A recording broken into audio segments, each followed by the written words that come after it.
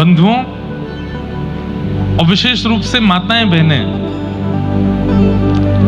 9 महीने का प्रसव काल जब बालक गर्भ में होता है और उसके बाद 6 वर्ष तक की आयु, मतलब ये 6 वर्ष 9 महीने जितना हो सके पवित्र विचारों के साथ अगर मां रह ले और उस बालक का वातावरण आवरण सब पवित्र रखे, वो बालक देश की दुनिया की काया पलट करने वाला बालक होगा, ये निश्चित बात है।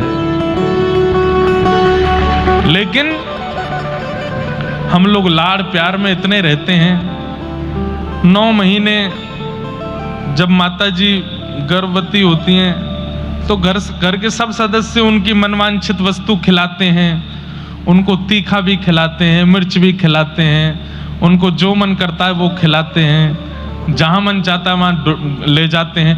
हम कोई प्रतिबंधित करने के लिए नहीं आए कि प्रतिबंध करो, नहीं, बिल्कुल प्रतिबंध मत करो, पर ये शास्त्रीय बात है। श्रीमद् भागवत जी के महात्म्य में बताया गया है, ये 5 काम अगर माताएं गर्भाधान के समय करें तो उनका बालक निर्मल होगा। सत्यम शौचम दया दानम एक भुक्तम तु भोजनम वर्षावद स्त्रिया कार्यम तेन पुत्रोति निर्मला। सबसे पहला, जैसे ही पता चले कि गर्भ में अब बालक है, उस दिन के बाद मजाक में भी झूठ नहीं बोलना है, झूठ बोलो ही नहीं, सत्यम, सत्य ही बोलना है। हाँ, पति के जीवन के ऊपर कोई बात आ जाए, परिवार को बचाने के ऊपर कोई बात आ जाए और वहां अगर एक असत्य बोलने से सब बच रहे हो तो बात अलग है, लेकिन सामान्य सी बातों पर भी झूठ ये नहीं बोलना है। जैसे ही गर्भ में बालक आ जाए झूठ नहीं बोलना है, सत्यम। दूसरी बात शौचम, गर्भ में बालक आने के बाद जितना पवित्र हो सके उतना पवित्र रहने का प्रयास करे। स्नान करके जिस स्थान पर बैठे उसको भी पवित्र रखे, पवित्र नए वस्त्र ही पहने, पुराने वस्त्र ना पहने, क्योंकि बाह्य पवित्रता जब होती है तभी मन भी पवित्र होता है, और मन पवित्र होगा तो बालक पर उसकी पवित्रता का असर जाएगा।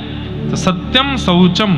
और तीसरा, रोज सुबह उठ करके स्नान ध्यान करके पूजा पाठ बाद में करे, पहले दान करे, अन्न दान करे, वस्त्र दान करे, बहु वस्तु दान करे, रोज दान करे। जब तक बालक का जन्म ना हो माता जी रोज दान करें। हम कह रहे हैं 1 रुपया भी जाए लेकिन जाना उनके हाथ से चाहिए, दान के रूप में। सत्यम शौचम दया दानम, और दया, चौथी चीज क्या, दया करे। कोई अगर कड़वा बोल भी जाए तो उसको भी क्षमा कर दे, बोले क्षमा है, कोई बात नहीं, मेरे लिए तुम प्रायोरिटी नहीं हो, अभी गर्भ में जो है उसको सुधारना है। दया करें, सब पर दया, क्रोध नहीं, आक्रोश नहीं। और कई लोग होते हैं वो क्रोध नहीं रोक पाते अपना, ऐसी माता जी डायरी रखें, किसने आपके साथ कब क्या किया उसमें लिख दो, बोले 9 महीना बाद बताऊंगी तुझे, तो अभी क्रोध नहीं करूंगी। उस समय क्रोध नहीं करना है, और उस समय तुरंत लंबी लंबी सांस लो, जिससे आपको अच्छा लगता है वो अच्छा लगने वाला का क्रोध नहीं आना चाहिए। सबसे ज्यादा गर्भ के बालक की बुद्धि को विकृत यदि कोई करता है तो वो मां का क्रोध, जब गर्भ में बालक होता है उस समय क्रोध ना आवे। सत्यम शौचम दया दानम। और 5वां थोड़ा कठिन है, लेकिन डॉक्टर से प्रिस्क्रिप्शन लिखवा करके घर के बड़े लोगों की आज्ञा लेकर के अगर ये 5वां भी हो सके तो करना चाहिए। एक भुक्तम तु भोजनम, बहु व्यंजन एक ही बार पावे दिन में, बाकी ज्यादा से ज्यादा सात्विक आहार, पौष्टिक आहार और फल का सेवन करें। मतलब रोटी सब्जी दाल चावल जो ये विकार उत्पन्न करने वाली सामग्री हैं, ये एक ही बार पावे। इसके अलावा जो पाने की सामग्री रहे दिन भर में पौष्टिक हों। डाइटिशियन से पूछ के, डॉक्टर से पूछ के अन्न सेवन ज्यादा ना हो। अब डॉक्टर कह दे कि नहीं नहीं खाना ही पड़ेगा तो फिर कोई बात नहीं है, नहीं तो एक भुक्तुम तो भोजनम।